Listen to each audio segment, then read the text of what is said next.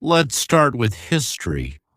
What happens when barbarians entered the center of culture? Some broke down the walls, others slipped through the open gates. Some used deception, and others used betrayal, betraying those who thought a new era had come and that there would never be any more barbarism, not ever. Baghdad, 1258. The city was the intellectual capital of the Islamic world. The House of Wisdom, the largest library of its time, was a center for mathematics, medicine, and astronomy. The Mongol army of Hulagu Khan approached the city after decades of conquests across Eurasia. The city was stormed, and the libraries were burned. According to legend, the waters of the Tigris turned black from the ink of the books thrown into the river. The city, which for centuries had been a center of culture, ceased to be so for many centuries. First of all, India, Nalanda, 1193. Nalanda was the largest Buddhist university of the medieval world, a center of philosophy, medicine, logic, and grammar. When students came from Tibet, China, Korea, and Southeast Asia, the university's library was considered one of the richest in Asia. In 1193, the Turkic commander Bakhtiar Khilji, who led the cavalry of the Delhi Sultan, captured Nalanda.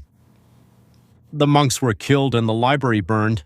The fire burned for so long that smoke hung over the ruins for several months. Why did the invaders destroy and burn cultural buildings, books, and manuscripts? For one simple reason: they had absolutely no use for these things. They were of no value to them. Order, laws, philosophy, all the accumulated knowledge of a country with a high culture, none of this was needed by the invaders, not at all. Well, now we've come right up to New York. On Wednesday morning, the media of the United States of America exploded over one event. Different sources gave it different names. New York is captured. New York is finished. The communists have finished off the Democratic Party. Well, and a couple of right-wing publications came out with headlines like Socialist Earthquake, Mamdani just handed the midterms to the Democrats. That's a positive review, of course, right? New York, which was built by Jews, is becoming anti-Semitic. When you let small incidents go unpunished, bigger things come along afterward to finish you off. This story is similar to that of the Democratic Party in the United States. What happened? What happened? Last night, already on Wednesday, the night before yesterday, New York showed the whole country something that many of us don't want to admit.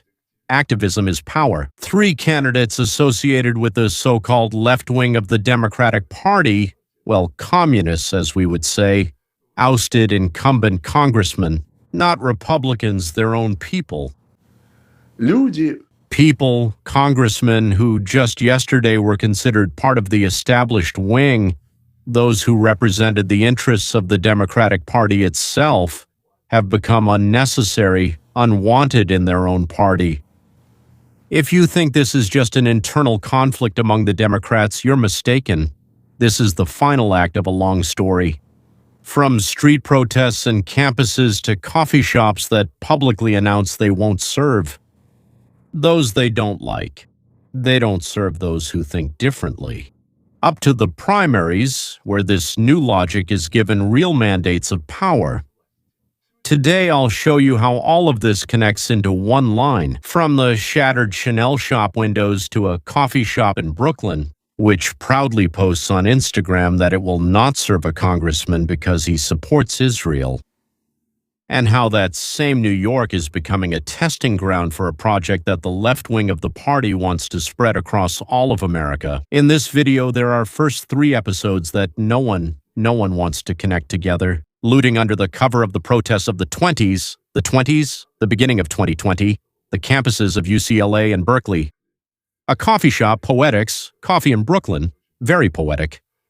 Then what happened at the primary in New York, 3 victories by activist candidates, and how this is connected to the mayor to Mamdani's security. Then how this model works, where and why activists win and moderate Democrats lose. And finally, what this means for the future of New York, for the Democratic Party, and for you personally. If you live in a big city or just follow American politics, let's start with what everyone tries to talk about very carefully and with cautious wording. The nights of New York in the summer of 2020. After the killing of George Floyd, a wave of protests began in the United States. In New York, during the day, you saw thousands of peaceful people, posters, chanting, and marches. But as soon as night fell, completely different people came out onto the streets. On May 31 and June 2020, small groups, using the overall protest atmosphere as cover, simply started to destroy the city. In Soho, the windows of Chanel, Coach, and other luxury brands are being smashed. In the heart of the city's business district, Macy's on Herald Square, crowds break in, taking clothes, electronics, everything they can carry. This has been recorded by both the police and in reports by the New York Post, as well as footage from local channels. All of this is on video. Footage from those nights. The streets are covered in glass. At Urban Outfitters on 4th and 6th, mannequins and clothes are flying everywhere. At Track Bicycle on Bowery, several dozen bikes are being taken out at once. This isn't a political argument, it's theft. Owners of small shops in the Bronx, who had already been closed for months because of the virus, come in the morning and see this. After the virus, looters are finishing them off. One of the jewelry store owners in the Bronx told the New York Times a simple phrase, "I'm 100% with the people who are protesting for justice, the justice they see as justice. But what just happened? Is this justice? You're killing me. You're killing me." Now is the time for an honest conversation. Yes, there were thousands of peaceful protesters. There were people who came out for the sake of principle. But under the emotional brand of the movement, a very specific style of behavior appeared on the streets. If they can take what belongs to someone else, they take it. If they can smash something, they smash it. And the city, which symbolizes capital and real estate, showed weakness, a lack of control. And this is the first step. When slogans are used to cover up what, from a legal standpoint, is simply criminal, a question arises. Were those who went out at night to loot self-organized, or did someone organize them, bring them, instruct them, pay them, and then give the signal? Steal. A thief remains a thief, regardless of the slogan. Expropriate the expropriators. You remember that, right? It doesn't change the essence of the idea. Everything you took wasn't yours. But the problem is that they knew they were told they were promised, and that's how it is. No one punished anyone. When they tell you these were exclusively peaceful protests, just look at what happened in New York. The night of May 31 to June 2020, small groups of people under the cover of slogans about justice are looting, Chanel in Soho breaking windows, Nike robbing Macy's at Herald Square, Walgreens in the East Village. In the video, dozens break into stores, leaving streets covered in glass and merchandise. Trek Bicycle Bowery immediately loses several dozen bikes, as I already told you. Yes, there were thousands of international protesters. But from my point of view, the rest are fools. But in the end, it's their right. But at that moment, the city saw how a very concrete practice appeared under the emotional brand of the movement. There are plenty of people you can recruit to take, break, steal, beat, and kill, just to get what they really wanted to get. Now let's move to the campuses. The logic is the same, but the form is different. Spring 2024, UCLA. Against the backdrop of the war between Israel and Hamas, a protest encampment appears on campus. This is normal. Freedom of speech, the right to protest. Again, they're idiots, but whatever. This is the foundation of the American system. But gradually, the protest turns not just into an expression of opposition, but into an attempt to control who can physically appear on campus. The protesters put up barricades. They set up so-called checkpoints, that is, well, a control point, just like the Germans had in 1936. And they don't let through students whom they consider pro-Israel or simply Jewish. Jewish students are filing a lawsuit. They're simply not allowed to attend classes or enter the library or campus buildings. In August 2024, federal judge Mark Scarsi issues a temporary ruling. UCLA does not have the right to allow protesters to block Jewish students' physical access to the campus. As if there weren't such laws before. The court clearly says, guys, the right to protest does not include the right to block other people's access to education. As if this wasn't the case before. They had to go to court again. As if universities couldn't call the police based on existing laws. They have their own ambassador, but no police of their own. They needed a new court case about this. Meanwhile, in February 2024 at UC Berkeley, a meeting with an Israeli soldier turns into chaos. Protesters shout insults, block the entrance to the hall, and disrupt the very possibility of discussion. So no one is planning to have a discussion about what's good or bad, right? Jewish students tell journalists that they have to hide their identity if they don't want to become targets of insults and beatings. Do you think even one person who beat up Jews or prevented them from entering educational institutions was punished? Think again. By the way, it's interesting that these same Jews then go and vote for the same Democrats, meeting at the polling station with those who didn't let them in and beat them up, who also vote for the Democrats or are in charge of order at the same place, meaning the polling station is run by the same political camp. And again, the pattern is the same. First, people come out to show their position, then some of them decide they have the right to physically protest, as they say, and one more step forward and you can push anyone out of the space. If they don't leave, then beat them up. So far, it hasn't come to killing, but it's very close. This is the second step when the protest moves from freedom of speech to trying to dictate who has the right to exist, to study. Now, New York, July? No, June 26th. What July? It's not July yet. June 26th, Brooklyn, a small network of CCP poets. Democratic Congressman Dan Goldman, a man who supports Israel and actively speaks out against anti-Semitism, walks into a coffee shop in Brooklyn with his daughter. His 7-year-old daughter needs the bathroom. Boris allows it. As a polite customer, he buys a coffee just to thank them for helping his child. The next day, the owner of the chain publishes a post on Instagram. He posts his photo from the security camera and writes that they do not serve those who allow and enable genocide. Well, accomplices to genocide, right? She doesn't serve racists, fascists, homophobes, and accomplices to genocide, to be completely accurate, right? And she says that she refunded the payment for the coffee because she doesn't want to deal with someone who supports Israel. This isn't an anonymous leak where people are hiding, right? It's not fake, it's a public post from the coffee shop itself. A business where she is proud to basically declare a congressman, any person, any American persona non grata, because of their political views. Well, that's just great, right? Yeah, well, America. That's just America. The story doesn't end at the Instagram level. The U.S. Department of Justice, through the Civil Rights Division, announces that it is launching an investigation. A public establishment that openly declares it will refuse to serve a person for political reasons may be violating federal laws on non-discrimination in public services. That is, it may. And it's not exactly saying maybe, in fact, it is violating. And again, it's the same pattern, just on a smaller scale. First, protests against Israel, then campuses where Jews are not allowed to attend classes, then a coffee shop that publicly declares it won't serve a congressman. For what? For his position on Israel, for his political views. This is no longer about corporate policy.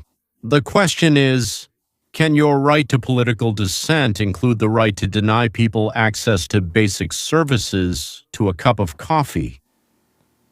By the way, a corporation that declares it will not import Israeli goods is doing exactly the same thing.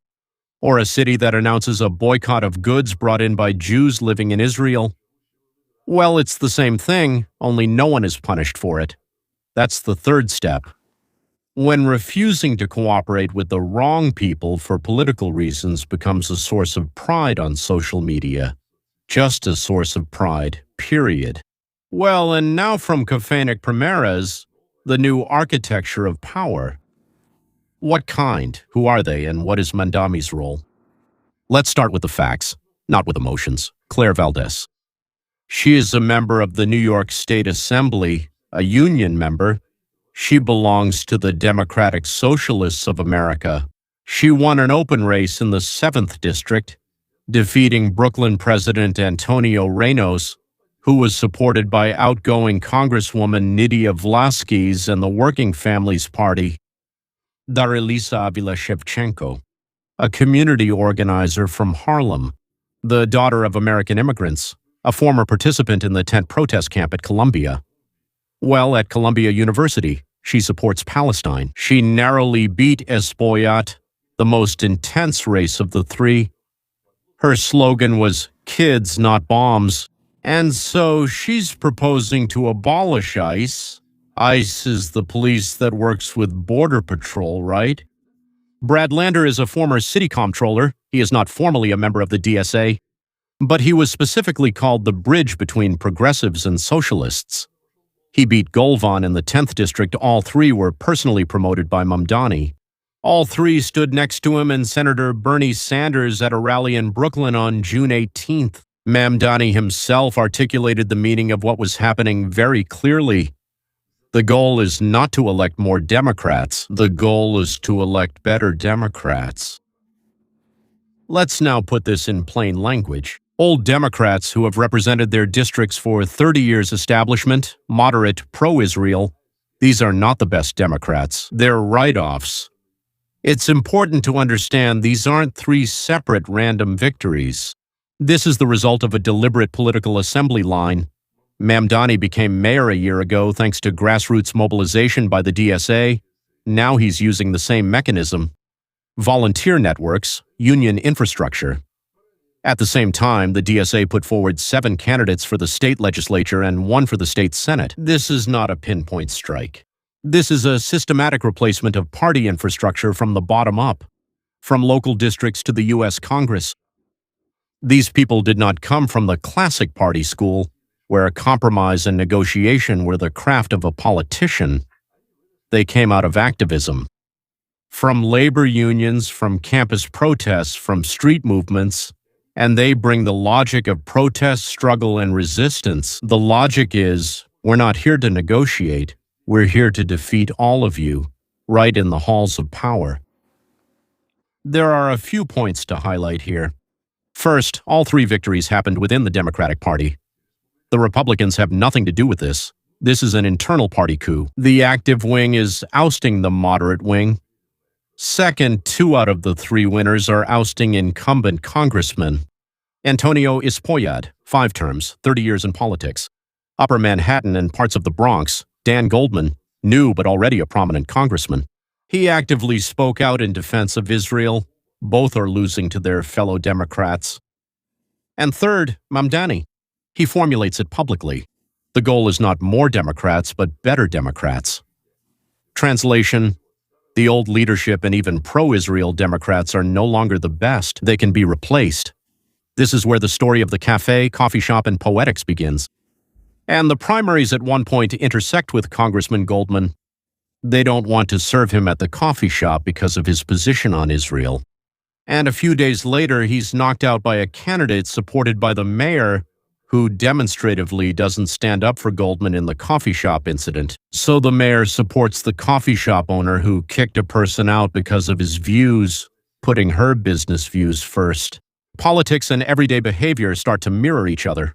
On campus, you're not allowed in because of your views. In the coffee shop, you're not served because of your views. At the primaries, you're pushed out because of your views. This isn't a conspiracy, gentlemen. It's a political style.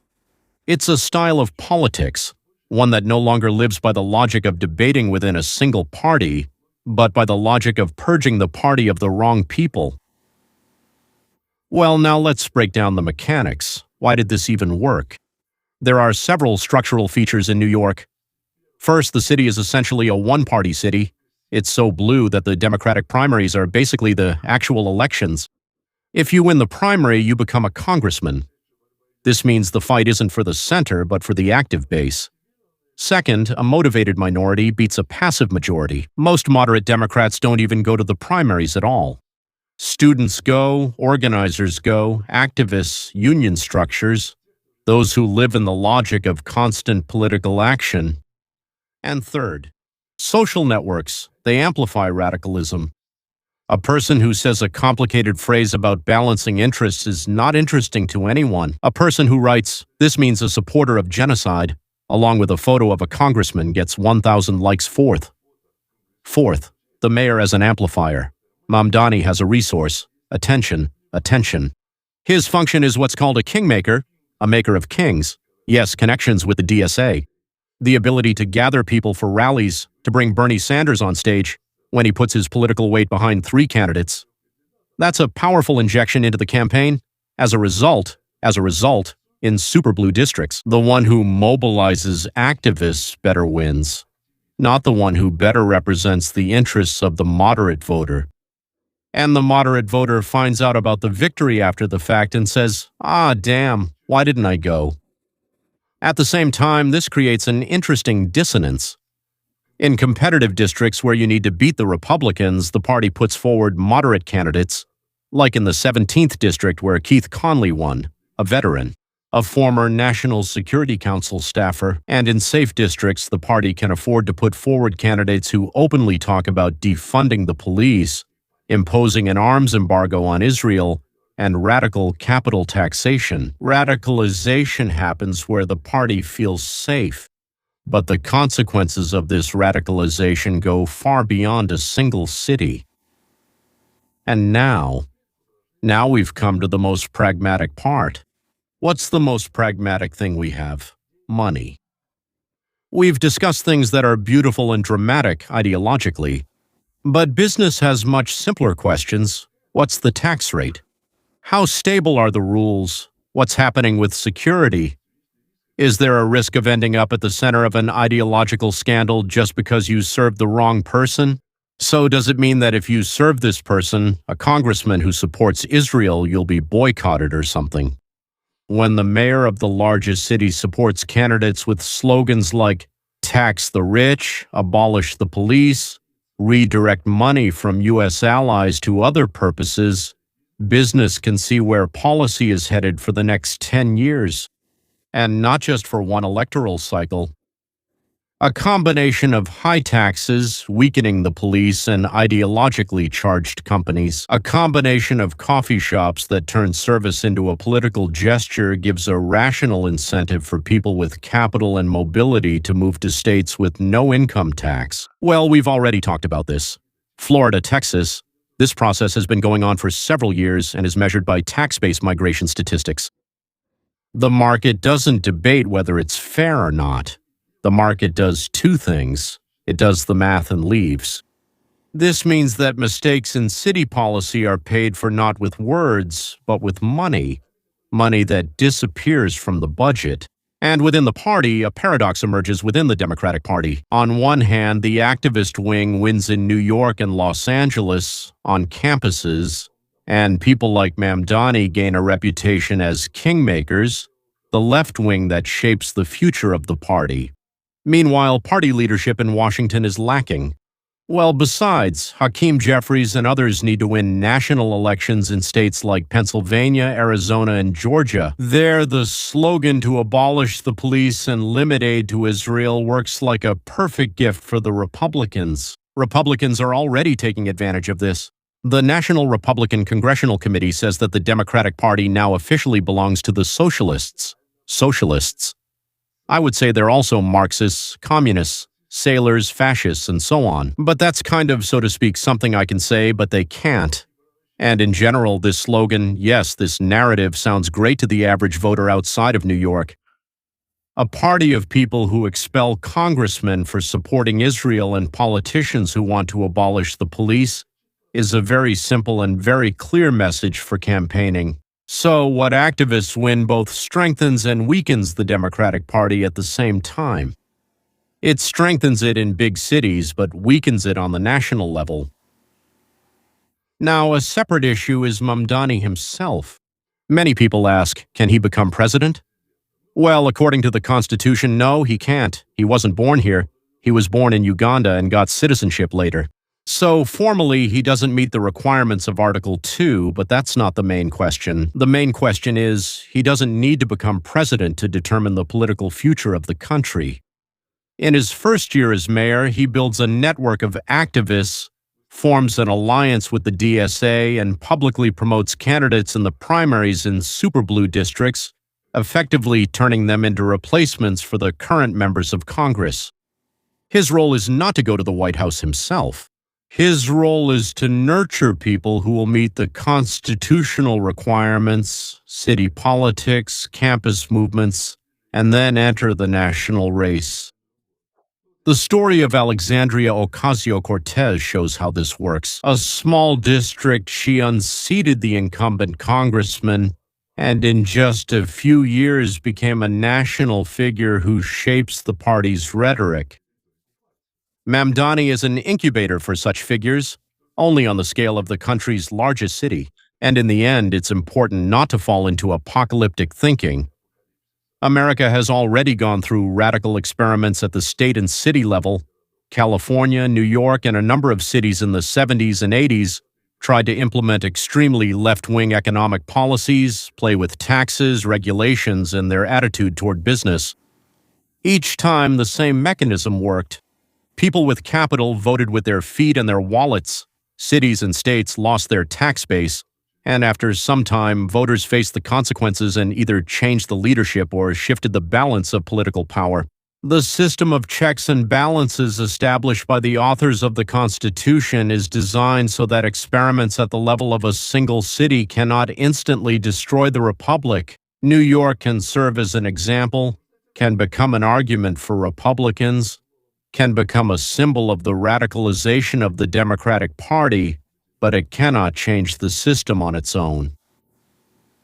Your tool as a viewer is not only your vote, but also your understanding of how activism turns into power.